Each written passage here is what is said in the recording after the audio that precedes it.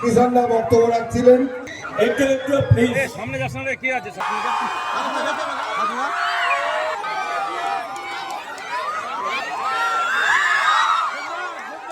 হাত মিলাতেছে না। Ramakrishna IVF centre, মা হওয়ার স্বপ্ন পূরণ। নির্ভরযোগ্য চিকিৎসা এখন আপনারই শহরে, জীবনরেখা হসপিটাল। এবার সবাই একটু প্লিজ বলতে হবে, ফুলের বুকে দিয়ে বরণ করবার জন্য হচ্ছেন। আর আমাদের অমিতা শাহ, আমাদের আমি কিষানদার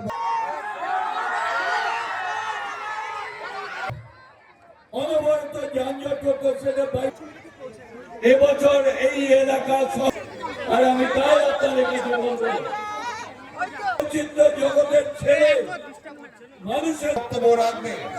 তার আগে আমি কে কতগুলো স্কুল করবে, কে কতগুলো হসপিটাল করবে, কে রাস্তা করবে, কে মানুষকে ভালো রাখবে, কে মানুষকে বাঁচিয়ে রাখবে, এই নির্বাচনটা হচ্ছে সেই নির্বাচন।